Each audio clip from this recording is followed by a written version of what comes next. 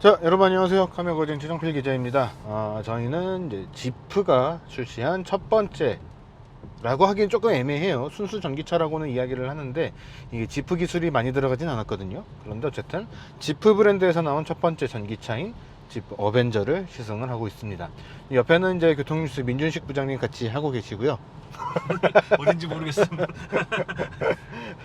그래서 지금 이 차를 조금 잠깐 이제 오늘 사실 시승 코스 자체가 길지는 않아요. 그래서 잠깐 좀 시승을 해봤는데 사실 조금 긴가민가한 부분들이 있어서 조금 더 타보면서 대신에 이제 실내하고 외관에 대한 이야기 좀 먼저 해볼 수 있도록 하겠습니다.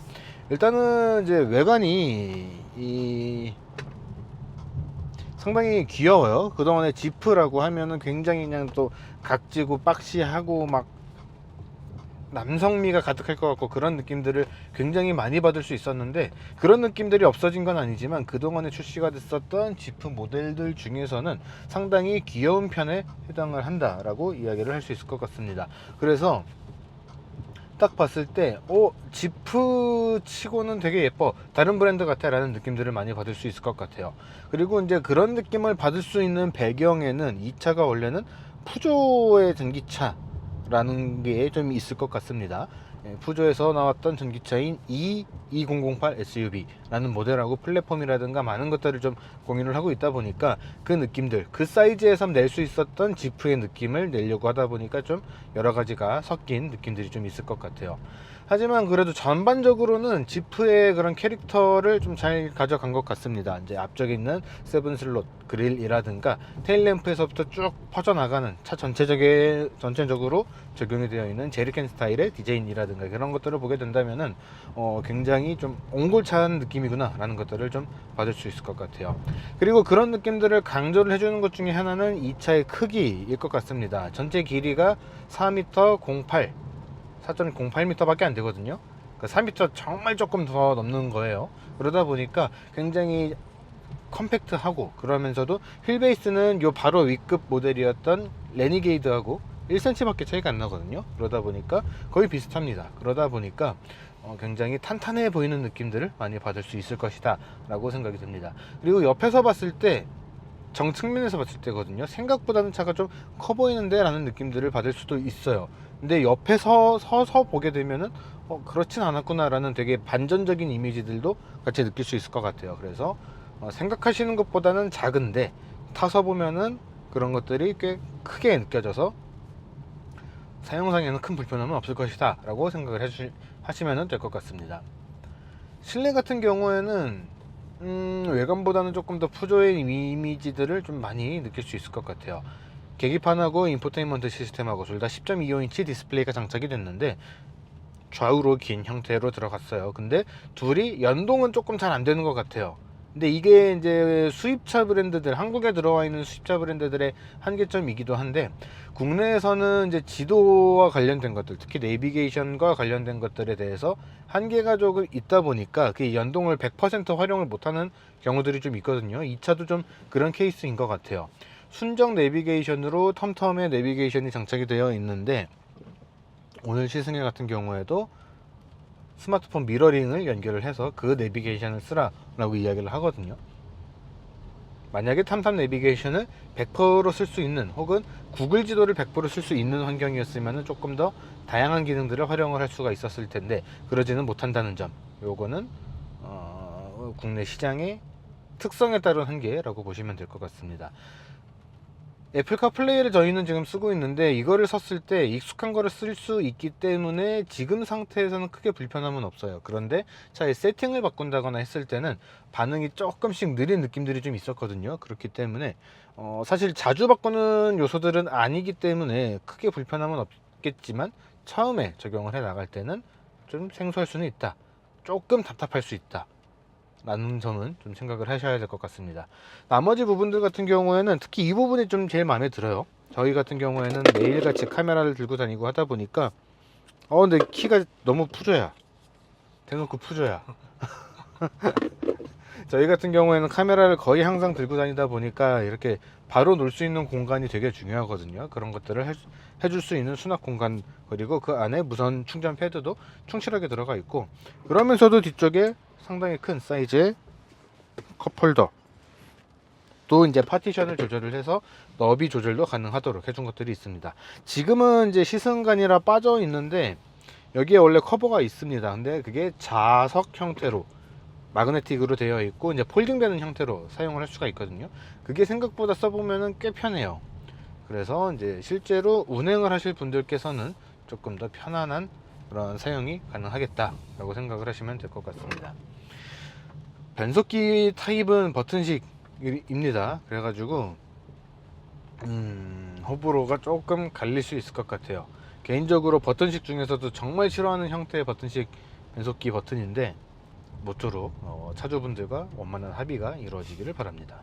그래도 다행이다 싶은 거는 저희가 그랜드 체로키를 시승을 했을 때 그 전자계통의 반응이 되게 느린 느낌을 전달을 해주는 차가 몇 대가 있었어요. 모든 모델이 그랬던 게 아니고 몇몇 차들이 그랬고 업데이트가 좀 안 된 차들이 좀 그런 경향들이 좀 있었거든요. 그래도 이번에는 업데이트를 다 해서 들여온 것 같아요. 특히 이 차 같은 경우에도 이제 OTA로 업데이트가 가능하다 보니까 그런 것들을 조금 더 빠르게 할 수 있는 것 같은데, 설정 부분에서 반응이 좀 느린 것들을 제외를 하고 실제로 주행을 할 때 사용되는 것들, 예를 들면 이제 주행 모드 같은 것들이거든요. 이런 것들은 반응이 바로바로 되는 모습들을 좀 보여주고 있습니다.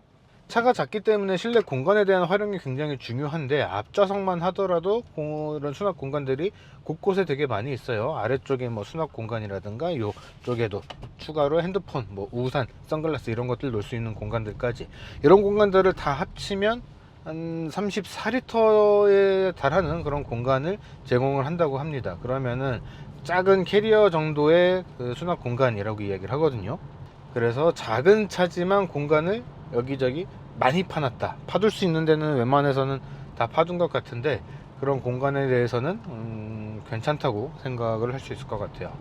소재는 뭐 지프가 많이 쓰는, 그렇다고 해서 이 차로 오프로드를 정말로 갈지는 모르겠지만 오프로드에 좀 어울리는 그런 소재들을 많이 적용을 해놨습니다. 위에 패브릭이라든가 이런 것들도 그렇고, 마감은 전체적으로 굉장히 잘 해놨고, 소재는 손상에서 좀 자유로울 수 있는, 깨져도 좀 마음이 덜 아플 그런 소재들을 좀 많이 사용을 해놨습니다.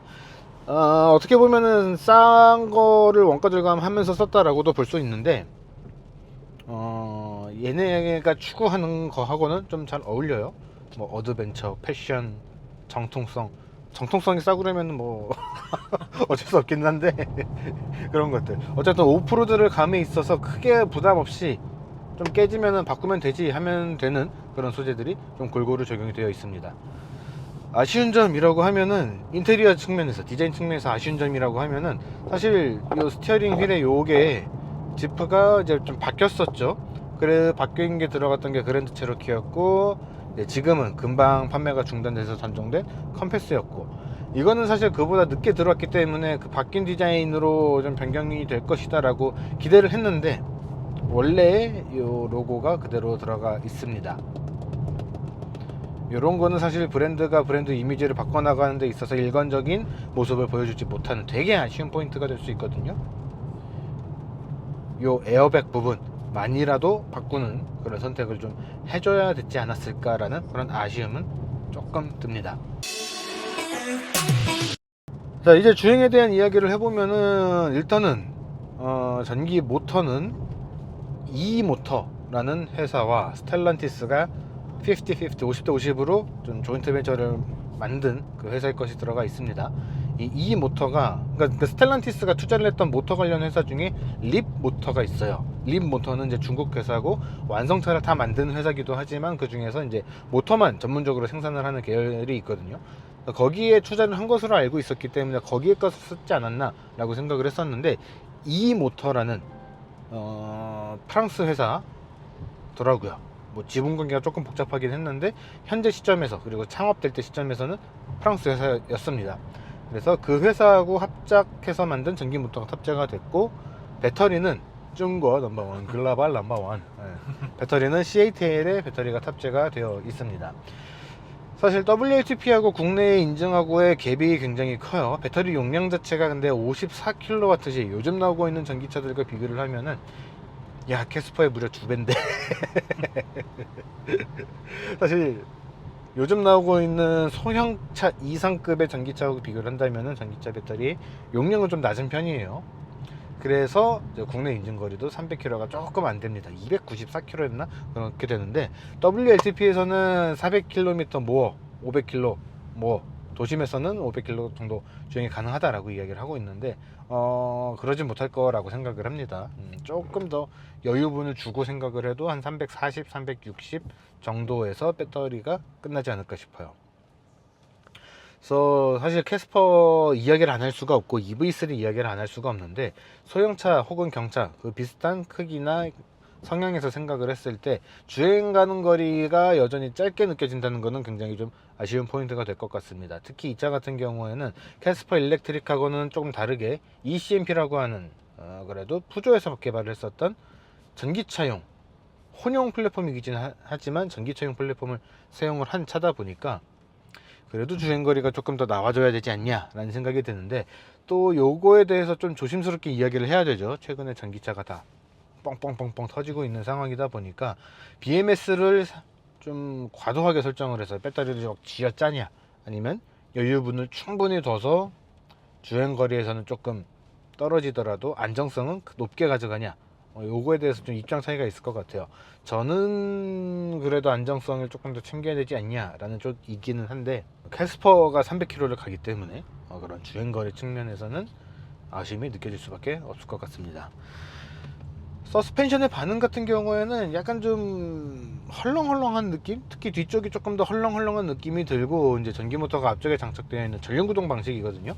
그러다 보니까 앞쪽은 조금 탄탄해요. 근데 뒤쪽은 약간 좀 헐렁헐렁하는 느낌들이 있고 가속이나 브레이크 페달 같은 경우에는 밀린다거나 그런 건 아닌데 미묘하게 반응이 반 스텝 정도 느리게 나타나는 그런 느낌들이 좀 있습니다. 그래서 가속 페달하고 제동하는 거 하고 조금씩 좀 0.5박자 정도 느리게 반응하는 것들이 있는데 오프로드를 가질 분이 있을지 모르겠어요. 근데 오프로드에 간다고 했을 때 그거에 맞춘 세팅이라고는 생각이 되기는 하거든요. 그래서 좀 가봐야지 알 것 같아요. 사실 오늘 시승 코스에 한 1km 정도 되는 흑계를 가는 데가 있다라고는 하는데 사실 별로 기대는 안 합니다. 왜냐하면 그런 길들은 보통 모닝도 옆에서 같이 가고 있거나 모닝이 뒤에서 나를 쫓고 있거나 그럴 수 있는 길들을 보통 이제 시승해서는 가기 때문에 가기는 하겠지만 별로 기대는 안 한다. 그래서 나중에 그 부분은 다시 알아봐야 될 것 같습니다. 자, 이번에는 오프로드로 들어가 보겠습니다. 역시 예상한 대로 옆에서 모닝이 같이 달릴 수 있을 것 같은 정도의 난이도 고요. 일단은 이제 과속 방지턱 같은 거 넘을 때 서스펜션의 반응이 굉장히 좀 많이 바뀌더라고요. 이제 중간 저속할 때하고 저속일 때하고 중고속일 때하고 반응이 좀 많이 다른 그런 모습들을 볼 수가 있었는데 아무래도 이런 오프로드를 갈 때는 이제 저속으로 가는 게 일반적이다 보니까 그거에 맞춘 세팅 그리고 이제 중고속은 고속화 도로 아니면 고속도로 이런 거에 맞춘 그런 세팅을 같이 해둔 것 같아요. 그래서 지프의 느낌하고 푸조의 느낌하고 같이 좀 섞어놨다 라고 볼 수 있을 것 같습니다. 지금 일부러 앞에 좀 진흙길인 것 같은 데서 세웠는데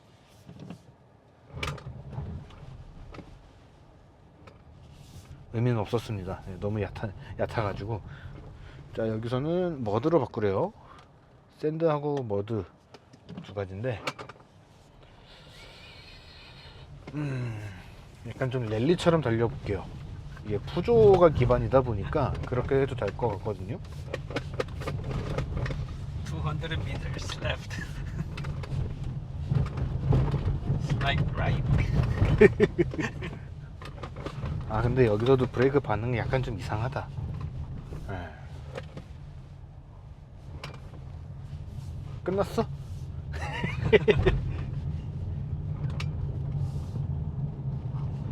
그래서 오프로드의 느낌이 그렇게 막 센 것 같지는 않고 그냥 좀 어느 정도 재밌게 갈 수 있다 정도만 해둔 것 같아요. 그 관점에서는 재밌다. 많은 것을 기대하기는 좀 어렵다로 보면은 될 것 같습니다. 자, 한 가지만 더 언급을 하고 싶은 게 이제 전비인데 전비 같은 경우에는 저희가 출발을 한 다음에 6.2km per 킬로와트 시 1kW 시당 이제 6.2km를 갈 수 있다고 지금 표시가 되고 있어요. 전비 자체는 나쁘진 않은 것 같아요. 사실 배터리 용량이 굉장히 낮은 편, 높은 편은 아니죠. 거기다가 인증받은 주행거리도 상당히 폭망 수준인 거를 생각을 한다면은 나쁘진 않은 것 같은데, 지금 저희가 100%에서 출발한 건 아니지만 지금 배터리가 71%가 남아있고 주행 가는 거리는 262km를 갈 수 있다라고 표시가 되고 있거든요. 그래서 시내를 다니기에는 괜찮을 것 같은데 어드벤처나 모험이나 이제 여행을 간다거나 했을 때는 조금 불안함이 좀 쌓일 수 있는 그런 주행 거리를 보여준다. 전비가 좋게 나와도 실제로 갈 수 있는 거는 그렇지가 못하다 보니까 선택을 좀 잘 하실 필요는 있을 것 같습니다. 결국에는 이제 가격이 가장 큰 걸림돌이 될 것 같은데, 이제 최상위 서밋 트림은 국내 출시가 안 됐어요. 중간하고 가운데 트림만 출시가 됐는데, 가격으로 본다면은 한 5,200, 5,400 정도 보조금을 받는다면은 이제 라꾸라꾸 침대 같은 가격 4,900, 한 80만 원 정도대에서 구매를 할 수 있을 것 같아요. 그리고 이제 보통 지프도 그렇고 푸조도 그렇고 상위 트림을 더 좋아하시다 보니까 실제로는 이제 5천만 원 초반대, 한 5,100만 원, 5천만 원, 5,100만 원 그 사이의 가격으로 구매를 하시게 될 텐데, 이제는 이제 그에 따른 선택지가 이제 생겨버렸죠. EV3 같은 경우에는 거의 풀옵션에 가깝게 사고 조금 더 남을 거고요. 캐스퍼 일렉트릭을 사시게 되면 조금 더 많이 남게 됩니다. 그렇기 때문에 꼭 이거를 사시는 게 좋을 것 같아요 라고 이야기를 하기가 어려운 그런 상황이 벌어지게 됐어요. 그래서 여러분들에게 정말로 필요한 게 무엇인지 살펴보시고, 또 이제 조만간 시승이랑 이제 전시랑 이제 풀릴 것 같거든요. 하시면서 맞는 차인지 한번 살펴보실 필요가 있을 것 같습니다. 이번 영상은 여기까지고요. 저희는 또 조만간 르노의 그랑 콜레오스, 댓글에다가 제발 그 보르노 이런 거 좀 달지 말아요. 저희는 이제 차만 보는 채널이다 보니까 그런 거 안 달아주시면 좋을 것 같습니다. 그냥 딱 차만 봐주시기를 바라고, 저희는 이제 그랑 콜레오스 시승 영상으로 돌아올 수 있도록 하겠습니다.